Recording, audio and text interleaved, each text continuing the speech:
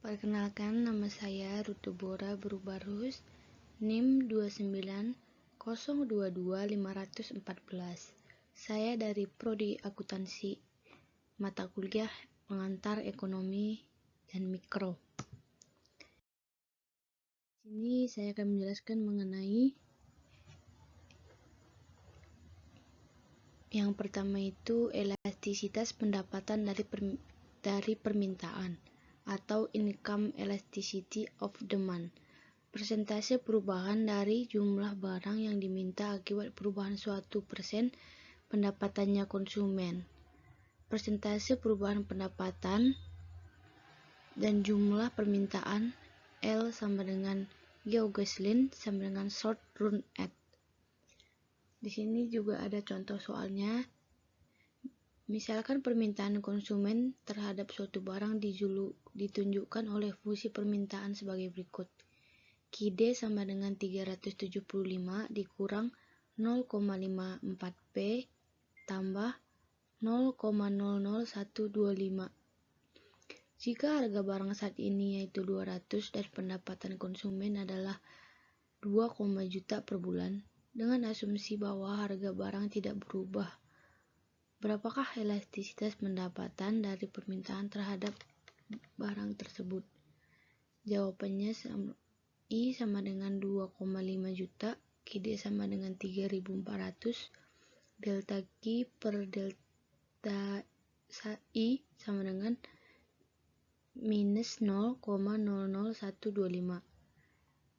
EL sama dengan minus 0,00125 dibagi 25 juta per 3.400 sama dengan 0,92. Jadi elastisitasnya 1,9. Yang kedua, elastisitas harga penawaran atau price elasticity of supply. Persentase perubahan jumlah barang yang ditawarkan akibat perubahan 1% harganya.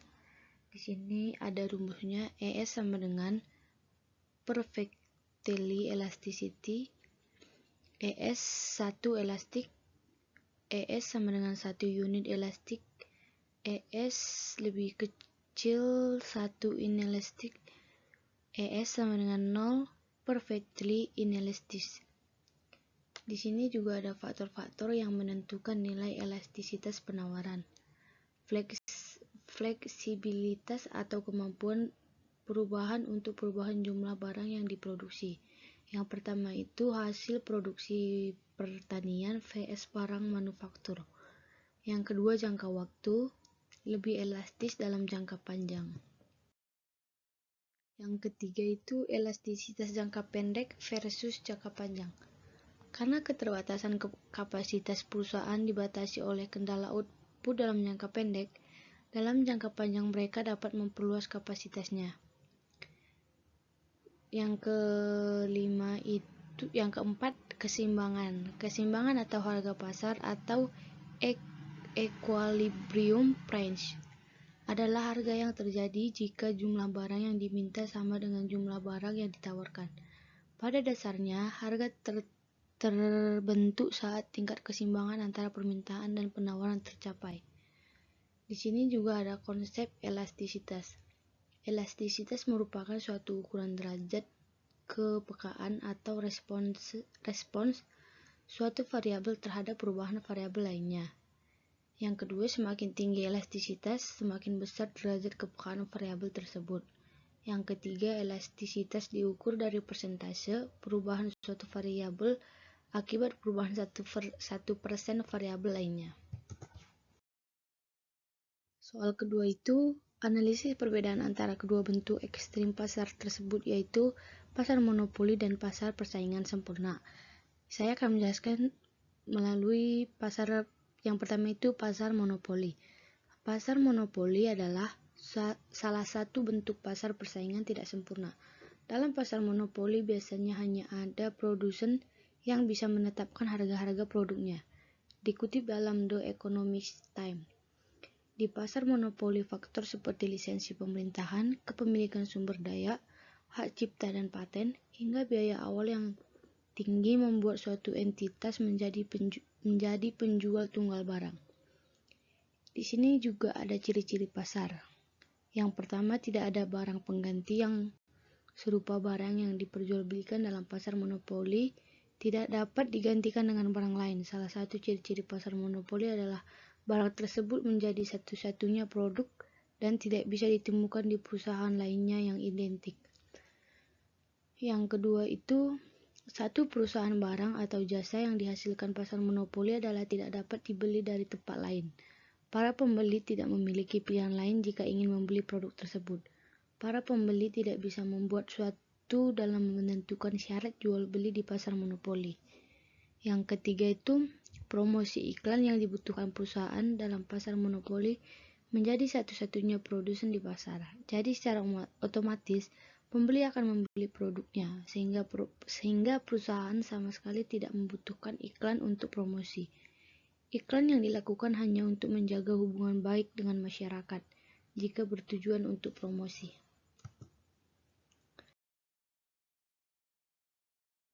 Yang kedua, ada juga jenis pasar monopoli.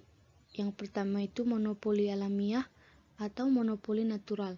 Pasar monopoli alamiah terbentuk ketika cangkupan pasar sangat kecil sehingga hanya bisa mengakomodasi satu penjual saja. Karena bisa jadi potensi keuntungan tidak menghiraukan sehingga hanya satu penjual yang tertarik menyediakan barang atau jasa tersebut. Monopoli legal berdasarkan hukum pasar. Yang kedua itu legal berdasarkan hukum merupakan komoditas atau jasa yang diatur pemerintahan hanya boleh dipasarkan satu penjual atau satu perusahaan saja. Di sini juga ada kelebihan pasar monopoli. Yang pertama, perusahaan monopoli harus menumbuhkan efisiensi untuk dapat bersaing dengan perusahaan lainnya pada produk sejenis. Yang kedua, perusahaan monopoli selalu berusaha melakukan pengembangan produk melalui research dan develop untuk mengembangkan produknya secara luas dengan berbagai jenis serta mutu untuk mendapatkan laba tinggi. Dan yang ketiga itu, pasar persaingan monopoli bisa menghasilkan inovasi baru yang melindungi undang-undang hak cipta dan hak paten dari berbagai perlombaan untuk penemuan baru. Yang keempat itu, kekuasaan perusahaan monopoli harus dikontrol dan diawasi oleh negara.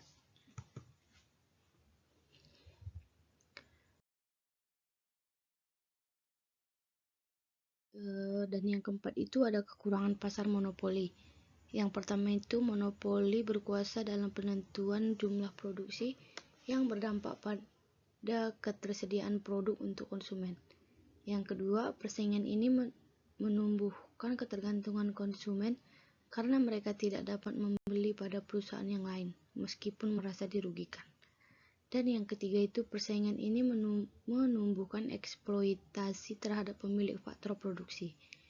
Dan yang keempat itu monopoli akan bebas menguasai pendapatan yang tidak merata karena keuntungan hanya pada monopoli dalam bentuk jangka panjang. Dan yang kelima itu dampak monopoli membuat konsumen tidak memiliki kebebasan. Monopoli membuat konsumen tidak memiliki kebebasan memilih produk sesuai dengan kehendak dan keinginan mereka.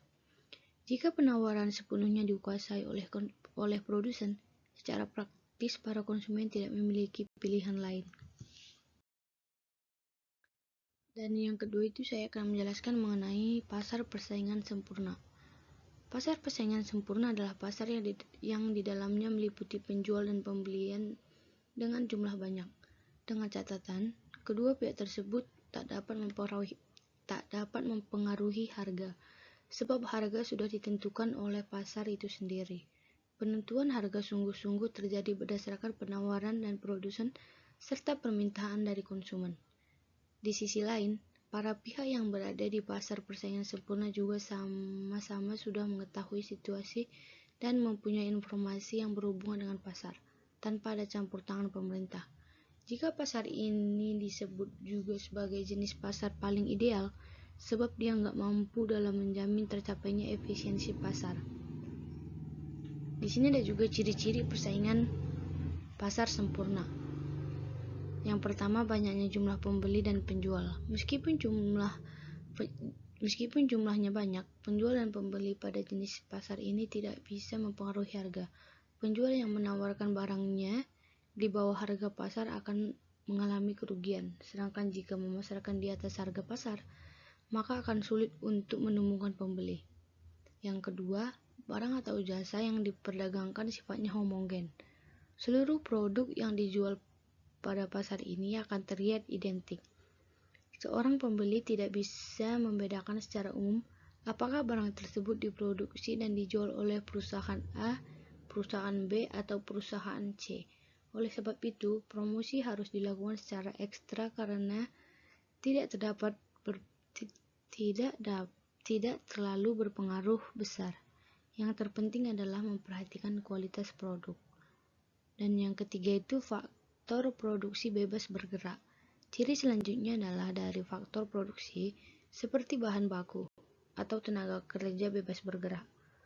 Mereka bebas berpindah-pindah dari suatu tempat ke tempat yang lainnya, yang lebih menguntungkan.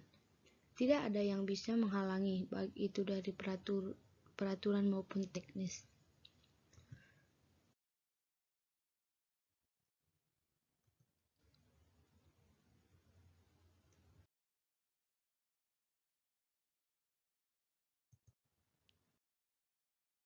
Yang kedua, perekonomian tertutup.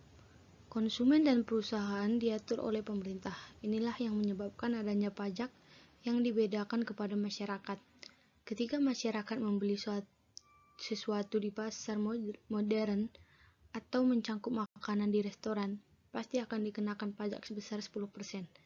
Pajak tersebut masuk ke negara yang digunakan untuk membayar gaji pegawai negeri, membeli alat-alat kantor, mobil dinas, perjalanan, mendirikan sekolah, memperbaiki sekolah, memperbaiki dan membangun infrastruktur dan sebagainya. Ini dengan adanya pajak, pemerintah juga tetap memberikan benefit kepada rumah tangga maupun perusahaan. Di bawah ini penjelasannya. Yang pertama, rumah tangga sebagai pemilik faktor produksi memberikan tenaga, tanah, modal, dan keahlian pada perusahaan. Dan yang kedua itu, rumah tangga mendapatkan imbalan dari perusahaan akibat menggunakan faktor produksi.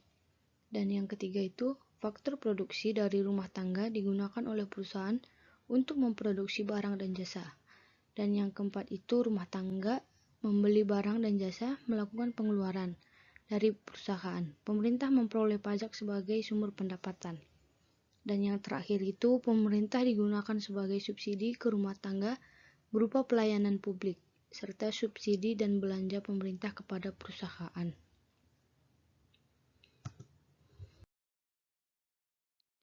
Dan yang ketiga itu ada perekonomian terbuka. Perekonomian ini terjadi jika sektor luar negeri ikut serta dalam kegiatan ekonomi dalam negeri. Berikut penjelasannya. Alur dari perekonomian terbuka yaitu rumah tangga membeli barang dan jasa dari perusahaan. Perusahaan membeli faktor produksi dari rumah tangga. Perusahaan dan rumah tangga membayar pajak kepada pemerintah.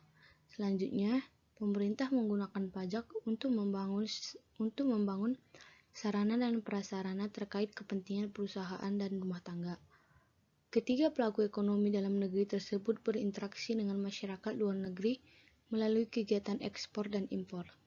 Jika impor lebih besar dibandingkan ekspor, negara mengalami defisit perdagangan, sehingga negara berutang ke luar negeri untuk menutupi defisit tersebut.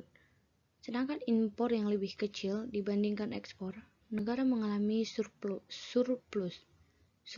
perdagangan. Hasil surplus tersebut menambah devisa atau uang asing dalam negeri. Dan saya akan menjelaskan soal yang terakhir itu. Bagaimana pendapat Anda tentang tujuan perusahaan untuk memaksimumkan keuntungan? Tujuan perusahaannya itu adalah memaksimumkan keuntungan atau laba. Perusahaan dapat mempertahankan kondisinya sehingga mampu bersaing dengan perusahaan lain. Karena laba tersebut dapat ditanam kembali dan digunakan untuk mempertahankan atau meningkatkan pertumbuhannya. Ini saja penjelasan dari saya. Sekian dan terima kasih.